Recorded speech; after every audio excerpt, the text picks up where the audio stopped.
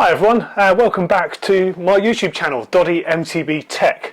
Now I've only really made a couple of videos so far, and I know a few people have been asking me to make more, and if I'm honest, I've been really busy with the new job, so I've just been trying to figure out where this is going to sit alongside my day job. So in this video, this is literally just going to be a bit of a vlog talking about what I've been up to since I left GmbN and how my new job is at Mondraker, how it differs and what I'm going to be able to do on this channel.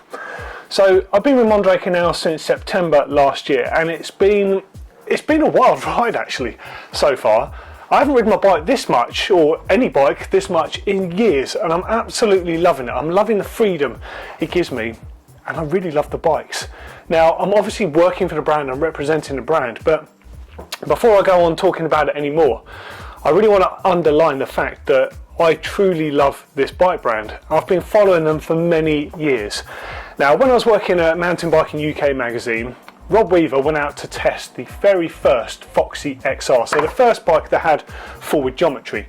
Now, he came back from that and he was like, I think he was kind of blown away by it, but didn't really know what to make of it. And he was like, you need to try one of these. Like, you're born to ride this bike. You're a big tall guy that struggles with bike fit. And I had one of the very first ones in the UK that was sent to me by Silverfish, the distributor. And it dramatically changed everything. I'm not going to talk about it too much in this video. We can pick up on that later. And also, if you search for it, you'll see videos I've made for GmbN and various other things online. Me talking about that, like Factory Jackson and things. Now, the bike changed everything, and from that moment I built up a really good relationship with Louise, who's one of the designers, Salva, who is the product manager, and Israel, who works in product development. He works on the go-to-market stuff, and more importantly from my perspective, was a product tester. Now, I know Israel from his days as a cycling journalist, so I used to go to the same press camps as him, used to ride with him, and we used to just communicate about different bikes and brands and see what's going on. So I've always had that relationship with them. And came to a bit of a fork in my career where I needed a change, and Mondraker was the obvious choice, because I've done print media, I've done digital media, I've been lucky enough to do a little bit of TV broadcast. You could say it's not real TV because it was just the bike channel stuff. However, I got to experience that and it was incredible. Forever grateful for that. And then went on to do the YouTube stuff. Now I've done all those things, and it's really been 22 years where I've more or less been doing the same kind of role. And I thought, am I going to continue doing this?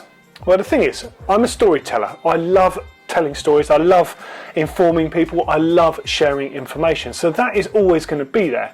And that's what this channel is going to remain. Whereas my job representing Mondraker is a bit different. So let's just have a little quick catch up on what I've been doing since I've been there.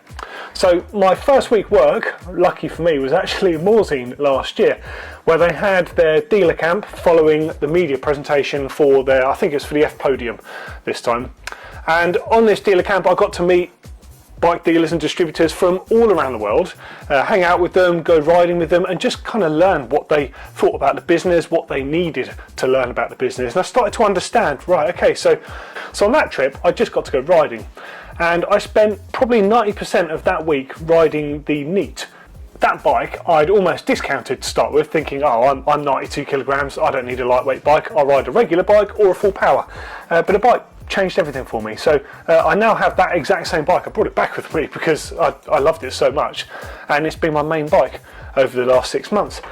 And then moving on from there was the sales presentation, which was in December.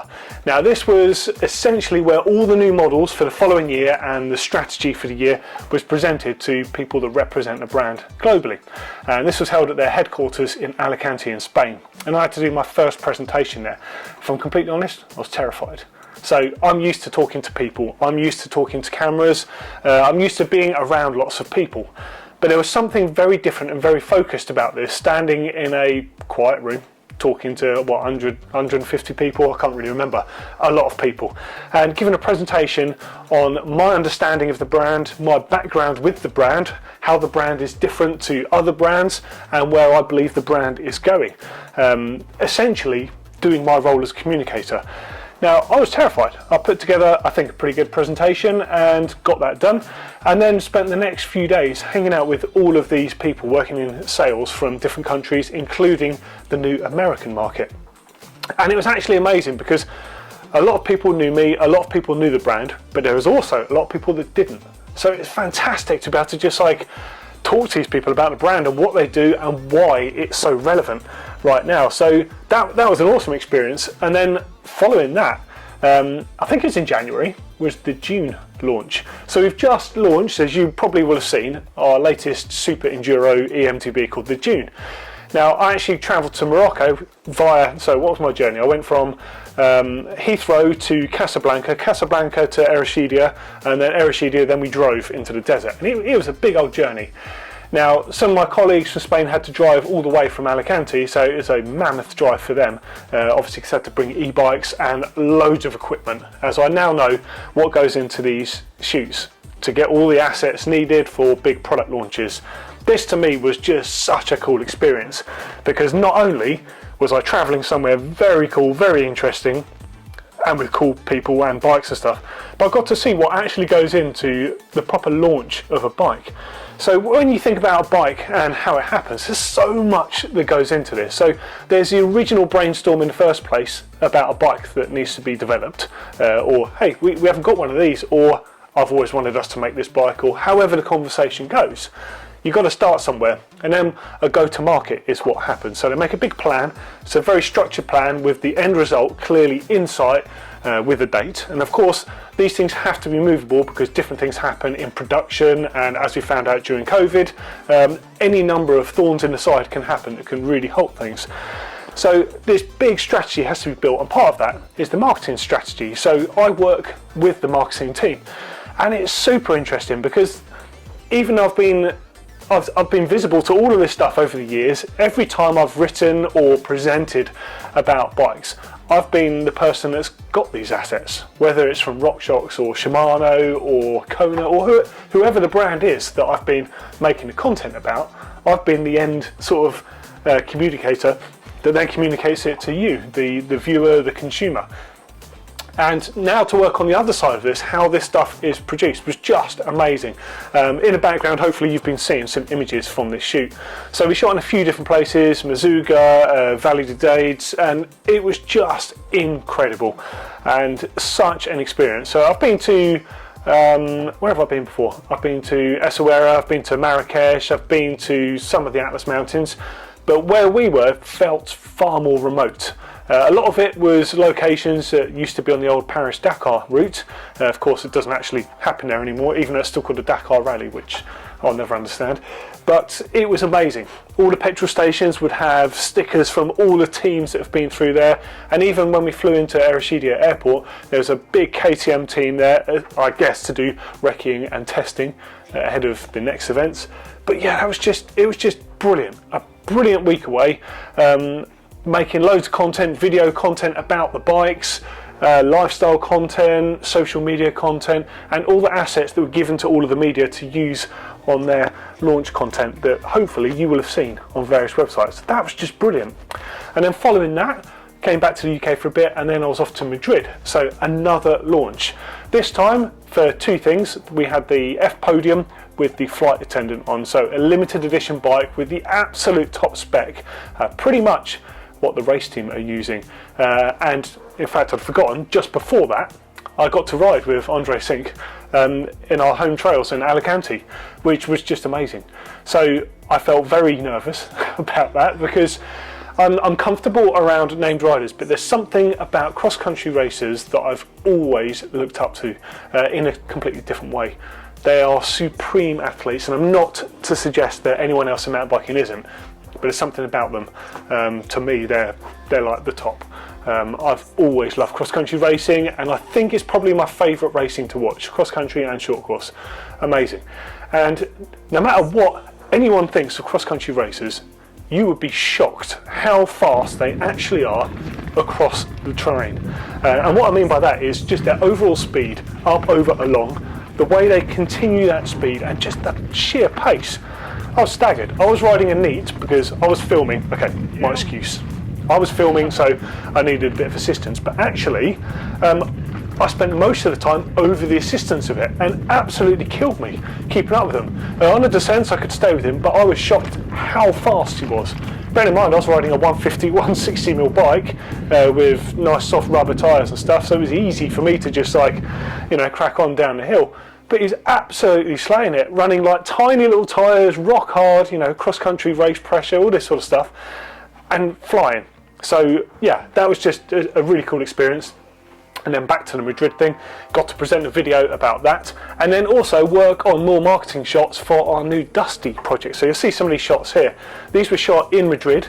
I got to ride the bike with the brakes the wrong way round, in an urban environment, which was super cool because I've never been to Madrid before, and my boss Yuri is actually from Madrid, so we visited a coffee shop that was owned by a friend of his. Super cool place, great music in there, and just hung out in a load of cool locations and shot some great content there. That was, again, it was brilliant getting to see what is built around marketing, like you know, strategy. Really cool. And then I've just returned from Sea Otter, which I don't actually know how many I've been to over the years, but this was the best one for me. I was really worried about how it's going to be, if I'm honest, because I'm used to meet and greeting absolutely everyone, darting around every stand. Any video you've seen of me at Sea Otter, that's actually how it is. Bang, bang, bang, bang, bang. But this time, I'm representing a brand that I fiercely believe in, and I was based pretty much at the stand. Now, I was expected to go and do a load of video content with various different other companies, but actually it ended up being so busy there because this year is like a real milestone mark for Mondraker. It's our first year in the American market. So we've got a base in Boulder, Colorado, we've got a full US team, you know, a full structured business, and we also just happen to have two of the best US racers. I mean, that's, you know, you could say we're playing on that, but that was complete luck. Right time, you know, managed to get the rider signed to the team, and it just, the impact that had and the feeling on the booth, we were just so busy the whole time, and my voice still isn't right. I nearly lost my voice from the sheer amount of talking I did about the brand, about the races, about the different bikes, the tech. Just, I was in my element and I absolutely loved it. I've never felt so proud of working and representing a brand, but not just one brand. You know, everything that we spec on our bikes, from Öhlins to E13 to RockShox and Fox and all these different brands, you know, I'm talking about all of this stuff because everything on our bikes has been hand-picked. And it makes it easy for me because it's brands that I've worked with for years, and I deeply believe in those brands as well. So I was just honestly in my element. It was amazing. And later today, I'm off to Fort William. So as you watch this, I'm going to be in Fort William. Again, working with our Mondraker factory racing team. And this is the first time I've ever been to Fort William where I'm working with a race team. So again, this is a whole new thing for me, and what my aim is going to be on this channel is to take you behind the scenes, because I'm not sure there's many other people in the bike industry that are like me, that think like this, that have this need to show the insight behind what goes on. Now on Mondraker Factory Racing there will be separate content. On Mondraker TV we will have official content on there, and I'm going to be producing bike checks, a truck tour, loads of cool stuff, so make sure you check out what's going on Mondraker TV. Please do come and support me there. Also check out the Instagram pages, but on this channel I'm going to be doing some behind the scenes stuff, the sort of stuff that won't necessarily work on Mondraker TV. I'm going to be doing that here, and of course, I'm happy to take you behind the scenes with the brands. There's some stuff I can't show you. We've always got prototype bikes at base, and a lot of the time they've got parts that don't exist yet, you know, from other brands that, you know, you're going to see in the market in 2 years' time. So that's the main reason we can't show you prototype bikes. It's not because it's a prototype mule. It's the fact that that mule will be used to test different shocks, different forks, different transmission components, all things that don't exist yet, that are all embargoed. So for me, it's amazing to see all this stuff. I just can't talk about it, which is a bit of a double-edged sword there, because I love talking about this stuff. But please do get involved in the comments under here and let me know about the sort of things you'd like me to make on both the Mondraker TV channel and here on my channel. I'm of course going to be making retro content. I'm going to do a bike cave tour of here. I'm going to be making a video about that old intense custom bike that I've got stashed away, and loads of other cool stuff. I'm probably going to make a monthly video. Now I start understanding what my role is at Mondraker, this channel is going to start working alongside it quite well, I think. But yeah, I just wanted to let you know where I am and what I've been up to. But so far, I'm loving it, and thanks for watching. See you in the next one. Take care.